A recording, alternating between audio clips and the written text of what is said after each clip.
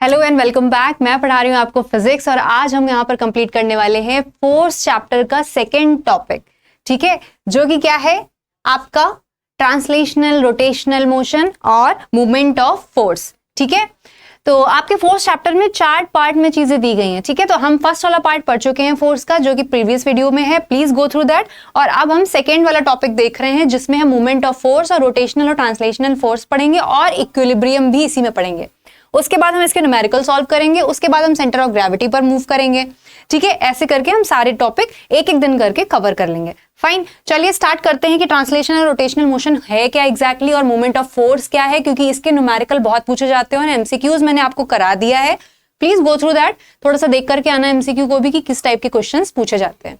Rest आपको जो notes हैं, जो एमसीक्यू के पीडीएफ है, वो आपको आईसीएसई कनेक्ट ऐप पर मिल जाएंगे फ्री ऑफ कॉस्ट, वहां से आप डाउनलोड करके पढ़ सकते हो। ठीक है, चलो देखो, ट्रांसलेशनल एंड रोटेशनल मोशन क्या होता है। हम फोर्स देख चुके हैं कंप्लीटली पीछे वाले वीडियो में, तो please go through that previous video जहां से फोर्स आप पूरा समझ जाओगे कि फोर्स क्या है। ठीक है, आप देखो कि ट्रांसलेशनल और रोटेशनल मोशन कैसे हो रहा है फोर्स की वजह से। ठीक है, force is a cause that creates motion. तो अब देखो, force act on a stationary rigid body which is free to move the body starting in a straight path in the direction of force. This is called the linear or translational motion. मतलब कि अगर किसी चीज को एक linear line में, linear motion में आपको लाया जाए, जैसे कि ये देख रहे हो, किसी चीज को अगर मैंने धक्का लगाया या फिर अपनी तरफ पुश या पुल किया, तो क्या होता है आपका, ये लीनियर डायरेक्शन में एक फोर्स लगा करके मैं इसमें मोशन क्रिएट कर रही हूं। सो ये कौन सा मोशन हुआ, ये हुआ आपका ट्रांसलेशनल मोशन। ठीक है, दैट मींस लीनियरली काम कर रहा है। फाइन, दूसरा मोशन कौन सा ये कह रहे हैं, रोटेशनल मोशन। रोटेशनल मोशन में क्या होता है, ये कट के आ रही है पीपीटी, नहीं हो रहा है।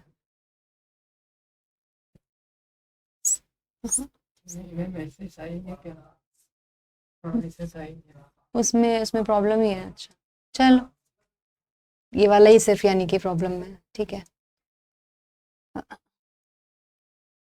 चलो ठीक है, देखो एक्सप्लेनेशन देख लेते हैं रोटेशनल मोशन का क्या है। जब कोई एक ऑब्जेक्ट, कुछ भी चीजें जब एक जगह से पॉइंटेड हो, पिविटेड हो, यानी कि कनेक्टेड हो, इस इमेज को देखो कि कोई चीज कहीं से कनेक्टेड है, एक जगह पर जुड़ी हुई है, फाइन, और दूसरी जगह से क्या कर रही है, मोशन में है, तो क्या होता है, ये वाला मोशन आपका रोटेशनल मोशन होता है। जस्ट इमेजिन यहां पर आपका कोई पॉइंट है, यहां से आपकी कोई भी रोप या कुछ भी आपका कनेक्टेड है, मान लीजिए दरवाजा, डोर, आपका डोर कनेक्टेड है, तो अब ये डोर जो है वो यहां से तो कनेक्टेड है, लेकिन आप यहां से ऐसे इसको फोर्स लगा के मूव कर सकते हो, ओपन भी कर सकते हो, क्लोज भी कर सकते हो। सिमिलरली अगर आपका ये जो राउंड अबाउट है, ठीक है, ये जो व्हील है, ये क्या है, बीच में तो देखो कनेक्टेड है, यानी कि यहां से पिवट है, लेकिन ये क्या कर रहा है, मोशन कर रहा है फोर्स लगने पर। ये क्या कर रहा है, मोशन कर रहा है इस तरीके से। ठीक है, इस तरीके से या इस तरीके से, यानी क्लॉकवाइज या एंटी क्लॉकवाइज रोटेशन कर रहा है। सिमिलरली आपकी अर्थ है जो कि एक एक्सिस पर रोटेट कर रही है, रिवॉल्व तो वो कर ही रही है लेकिन रोटेट भी करती है। रोटेट का मतलब क्या हुआ कि अपनी ही एक्सिस पर एंटी क्लॉकवाइज या फिर क्लॉकवाइज घूमना। फाइन, जैसे हमारी वॉच हो गई, एक जगह पर उस वॉच का जो निडल है वो फिक्स है, बट बाकी वो रोटेट करती है क्लॉकवाइज और एंटी क्लॉकवाइज। ये क्या मोशन हुआ आपका, रोटेशनल मोशन हुआ।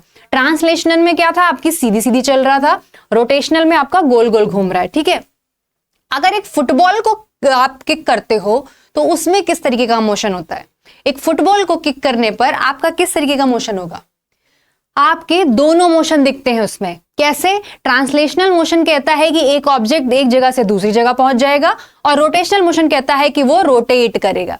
तो जब आप फुटबॉल को किक करते हो तो फुटबॉल क्या करती है, रोटेट तो करती है, मतलब गोल गोल घूमती है, साथ में एक जगह से दूसरी जगह पर भी पहुंच जाती है। दैट मीन्स ट्रांसलेशनल मोशन भी कर रही है। तो एक फुटबॉल दोनों मोशन करते हैं। ठीक है, इसीलिए क्या होता है, ऐसे गोल गोल घूमते हुए जो चीज आगे जा रही है वहां पे समझ लेना है कि रोटेशनल भी है और क्या है आपका, ट्रांसलेशनल भी है। ठीक है, समझ आई, ट्रांसलेशनल और रोटेशनल मोशन समझ आए क्या है। चलो नेक्स्ट देखो, मूवमेंट ऑफ फोर्स क्या है या फिर टर्निंग पॉइंट क्या है, टॉर्क क्या होता है। टॉर्क बहुत सुना है ना, टॉर्क कितना होता है, टाउ से जिसको हम रिप्रेजेंट करते हैं, टॉर्क के न्यूमेरिकल भी बहुत पूछे जाते हैं। तो टॉर्क क्या है, मूवमेंट ऑफ फोर्स क्या है, वो देखते हैं। The turning effect of force acting on a body about an axis is called the movement of force और टॉर्क। मतलब कि कोई बॉडी अगर एक जगह से कनेक्टेड है, अभी मैंने आपको बताया डोर एक जगह से कनेक्टेड है, but it can be open ऐसे ऐसे, ठीक है, या ऐसे ऐसे ओपन कर सकते हैं आप इसको, ठीक है, बट एक जगह से कनेक्टेड है। ये देखो यहाँ पे ये हिंज से कनेक्टेड है, और लेकिन ये door we can open it और क्लोज इट। रोटेशन हो सकती है, मतलब मोशन उस दरवाजे में हो सकता है, but it should be connected from a point, ठीक है, एक जगह पर उसका पिवट होगा।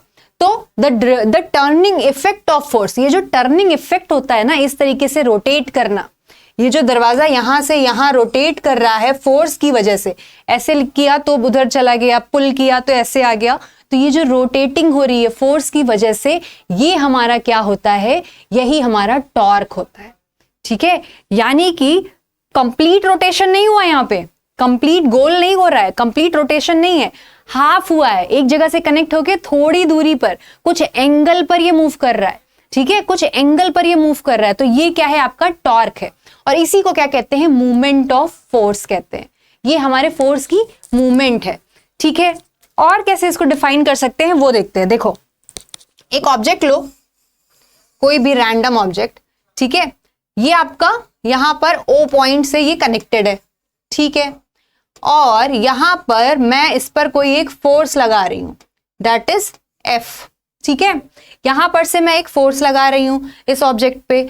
अब इसको मैं चाहती हूं कि ये रोटेट कर जाए या फिर इसमें कोई मोशन आ जाए, तो यहां से अगर मैं फोर्स लगाऊं, चाहे इस डायरेक्शन में चाहे इस डायरेक्शन में, तो ये क्या कर सकता है, इधर से उधर मूव कर सकता है। जैसे कि मान लो दरवाजा एक जगह से कनेक्टेड है, उस पर अगर मैं फोर्स लगाऊं, कहां से, यहां से, कॉर्नर से, ठीक है, ये इसका पिवट पॉइंट हो गया, ये यहां से मैं इस पर फोर्स लगा रही हूं, ठीक है, तो इसके और इसके बीच कुछ डिस्टेंस भी है, दैट मीन्स R, ठीक है, इसके और इसके बीच कुछ डिस्टेंस है।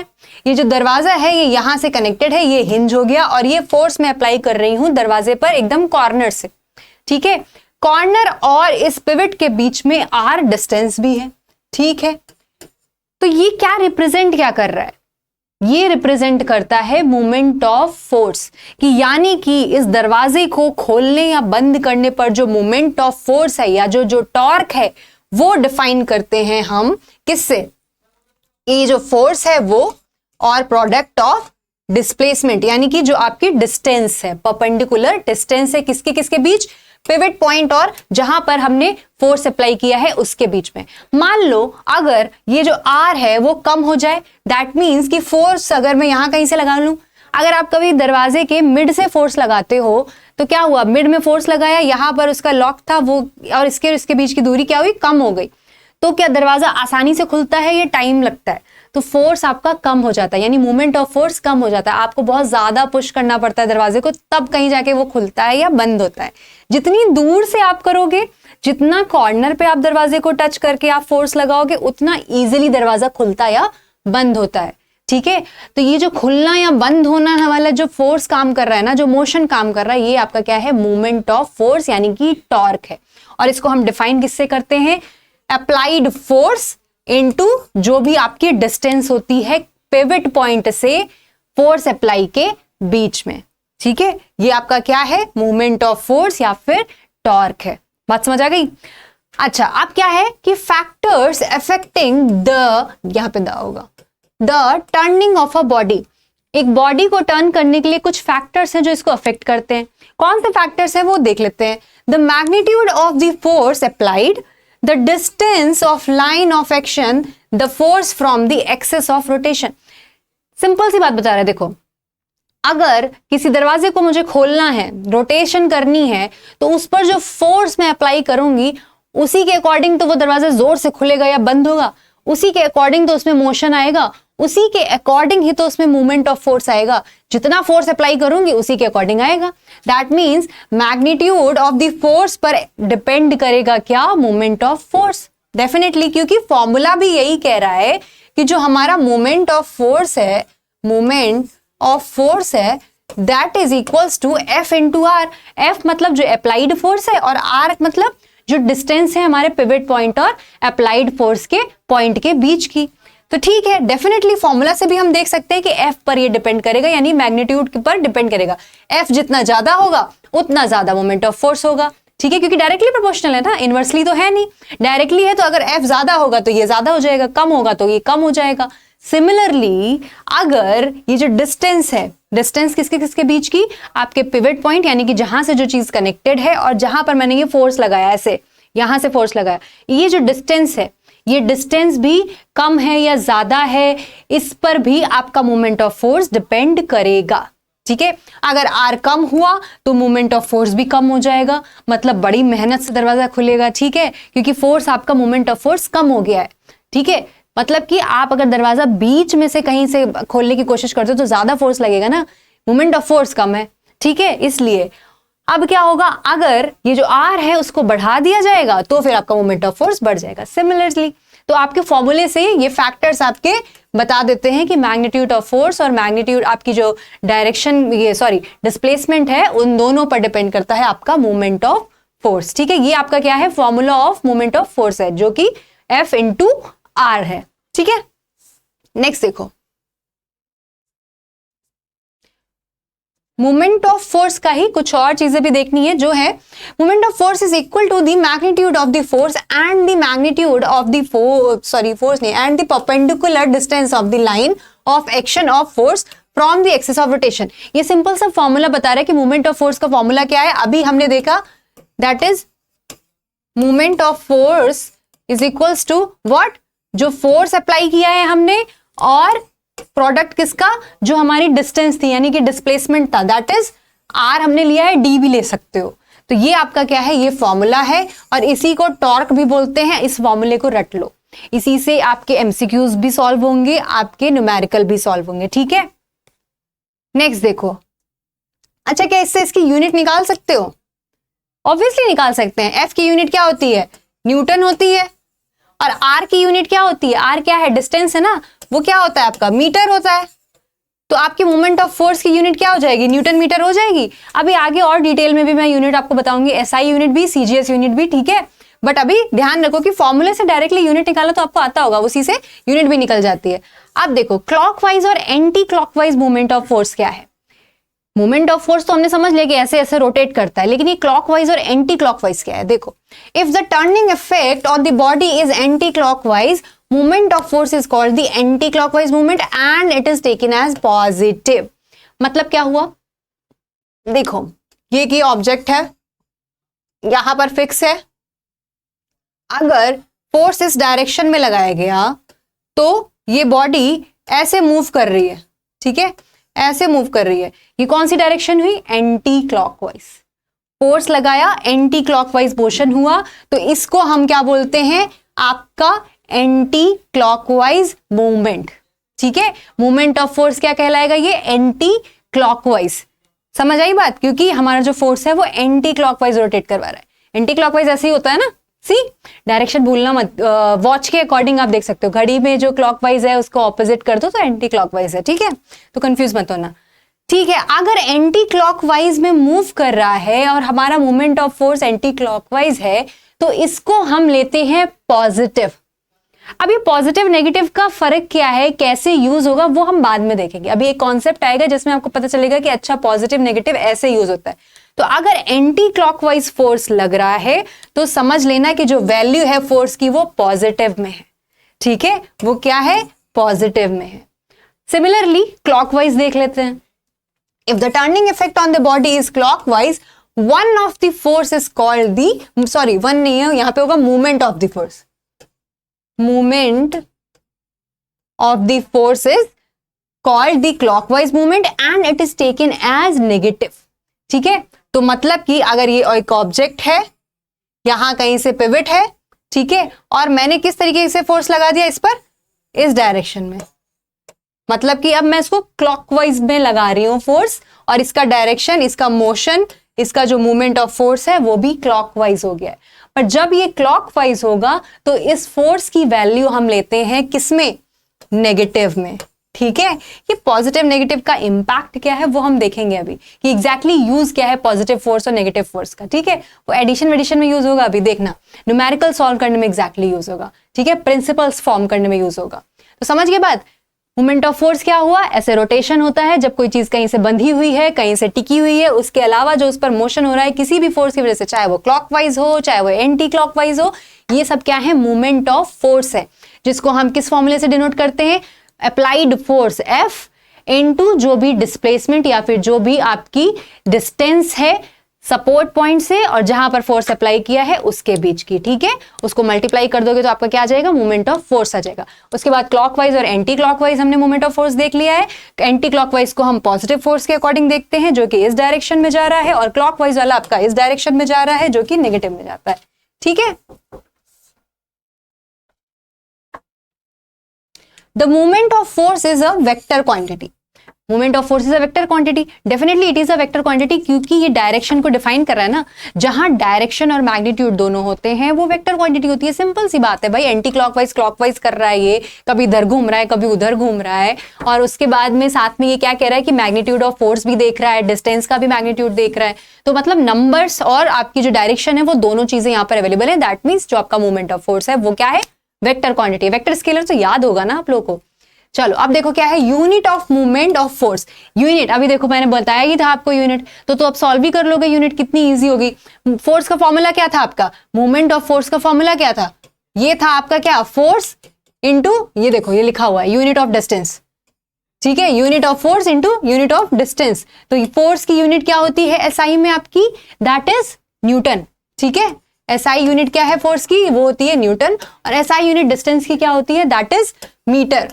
ठीक है, थोड़ा गंदा लिख रहा है मुझे पता है, बट आपको समझ आ रहा है ना, बस समझना है बस सब कुछ। ठीक है, और ऑलरेडी आई थिंक ये सब लिखा हुआ है क्लियरली, मैं बस एक्सप्लेन करने के लिए आपको लिख रही हूँ। ठीक है, ये देखो लिखा हुआ है, एसआई यूनिट क्या हो जाएगी आपकी, फिर न्यूटन और मीटर हो जाएगी इस फॉर्मूले से। अब सिमिलरली सीजीएस यूनिट अगर मैं फाइंड आउट करना चाहूँ तो वो डाइन और सेंटीमीटर हो जाएगी। क्यों, क्योंकि डाइन जो है सीजीएस की यूनिट किसकी है, आपके फोर्स को, फोर्स की यूनिट सीजीएस में क्या होती है, डाइन होती है, और आपकी डिस्टेंस की क्या यूनिट होती है सीजीएस सिस्टम में, दैट इज सेंटीमीटर। तो अगर आपसे पूछा जाए मोमेंट ऑफ फोर्स की यूनिट क्या है तो आप इजीली बता देना। ठीक है, other than that gravitational unit में भी हमने फोर्स को सॉल्व किया था ना 9.8 करके, तो सिमिलरली हम यहां पर भी सॉल्व कर लेते हैं। ग्रेविटेशनल यूनिट में क्या होगा कि जी, स्मॉल जी जो कि एक्सेलरेशन होता है उसे हम यूज करते हैं, उसे हम अप्लाई करते हैं ताकि हमें ग्रेविटेशनल यूनिट में मिल जाए। तो देखो क्या हुआ, 1 kgf is the force due to gravity on a mass of 1 kilogram.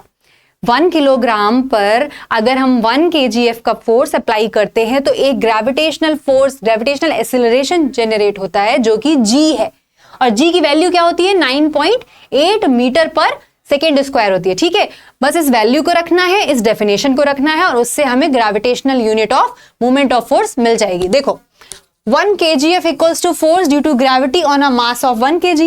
Yes, तो फिर 1 kgf क्या होता है, 1 kgf equals to 1 kg mass, हमने इसको क्या किया, न्यूमेरिकली नंबर में लिख लिया, into acceleration due to gravity, that is g metre पर सेकेंड स्क्वायर।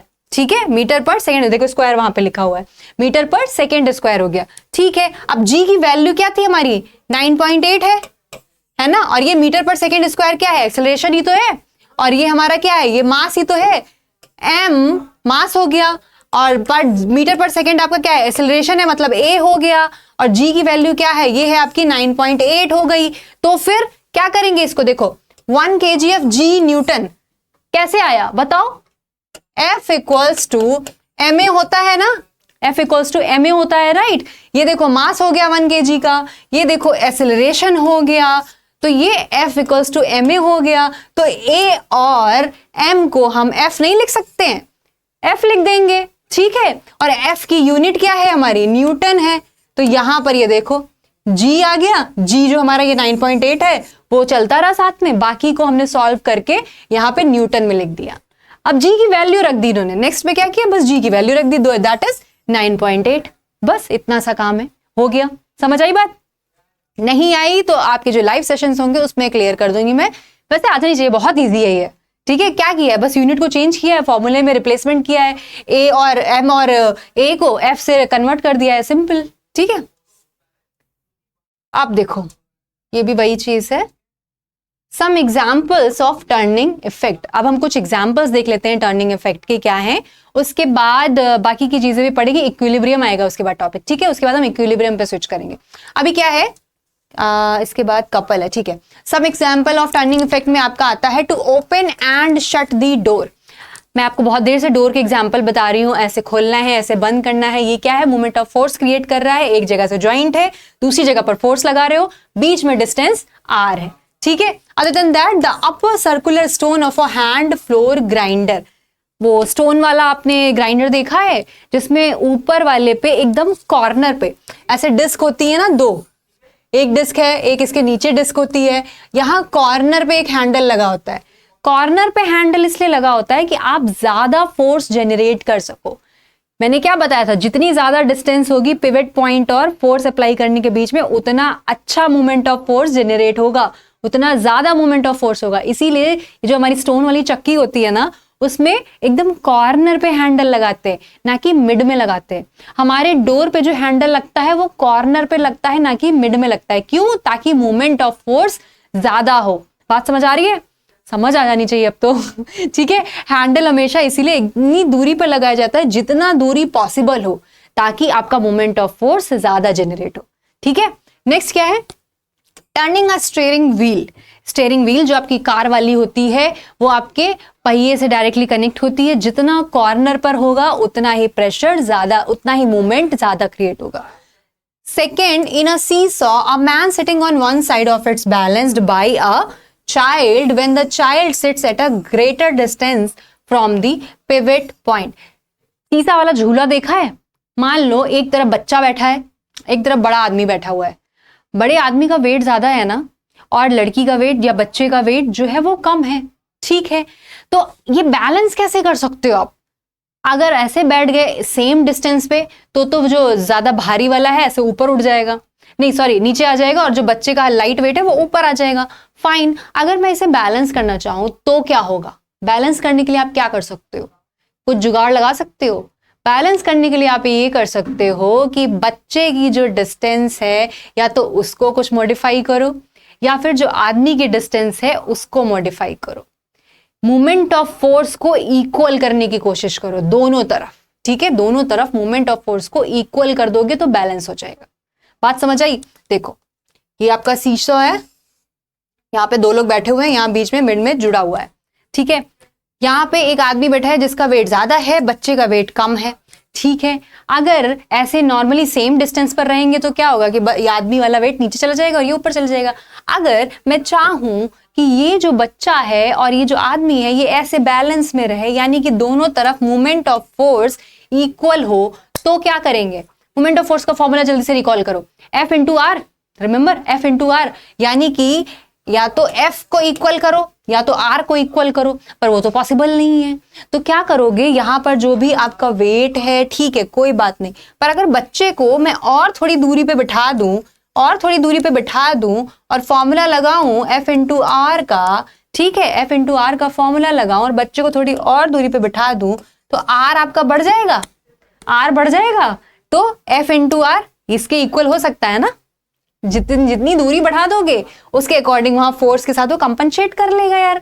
इधर भी F इंटू आर है, इधर भी F इंटू आर है। अब देखो धीरे धीरे दूरी बढ़ाते चले जाओ कि एक टाइम ऐसा आए कि मूवमेंट ऑफ फोर्स ये वाला और ये वाला इक्वल हो जाएगा। ठीक है, क्योंकि अब बच्चे का वेट तो तुम नहीं बढ़ा सकते हो, फोर्स तो नहीं बढ़ा सकते हो, तो डिस्टेंस बढ़ाते चले जाओ। डिस्टेंस बढ़ाते चले जाओगे तो दोनों तरफ के मूवमेंट ऑफ फोर्स इक्वल हो जाएंगे एक पॉइंट पर आकर के। तो उस डिस्टेंस पर जब आप बच्चे को बिठाओगे तो ये इक्विलिब्रियम में हो जाएगा। ठीक है, दोनों तरफ मूवमेंट ऑफ फोर्स इक्वल हो जाएंगे और आराम से काम होगा, आराम से दोनों एक ही जगह बस टिके रहेंगे। ठीक है, बीम की तरह।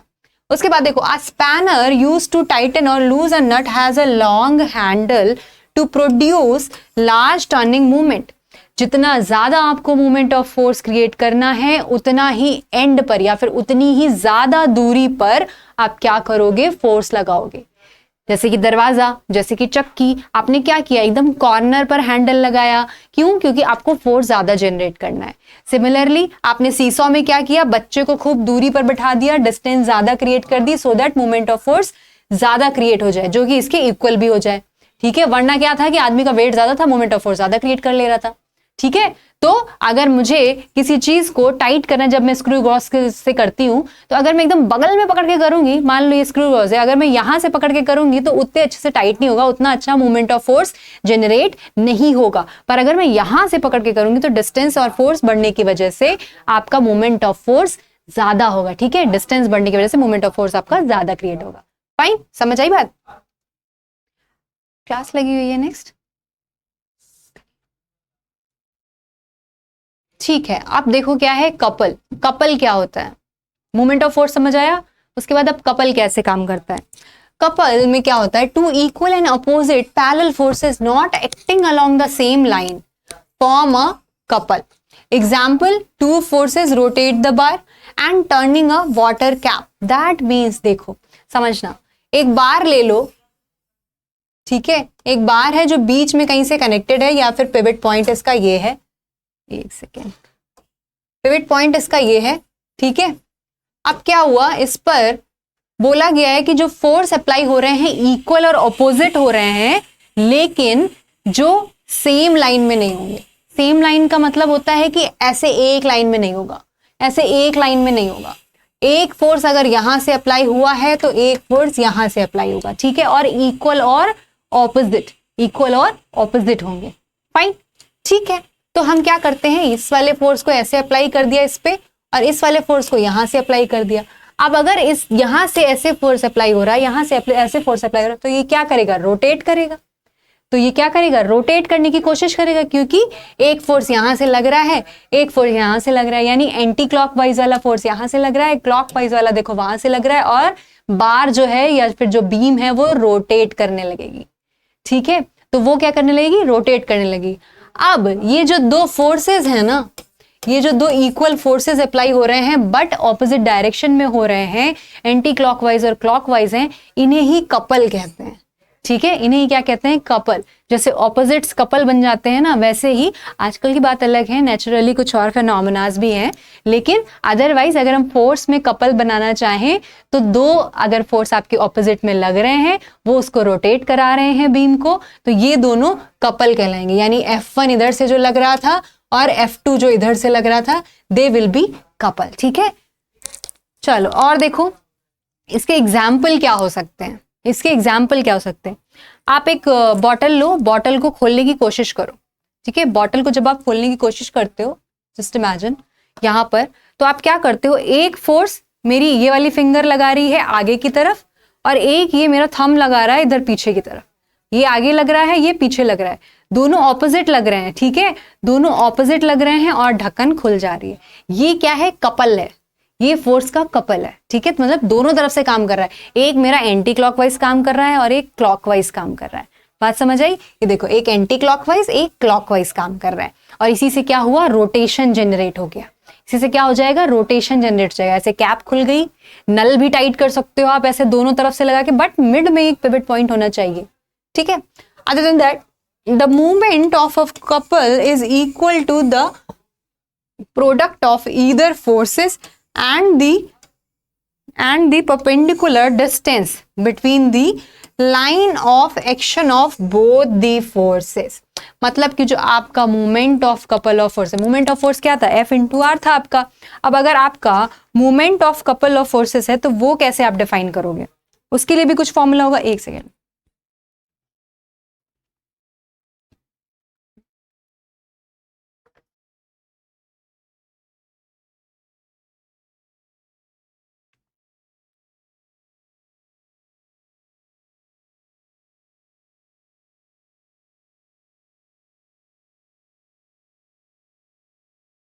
ठीक है, देखो, हाँ अभी क्या है, ये पॉइंट हो गया आपका O, पेन चेंज कर लो, ये आपका पॉइंट हो गया O।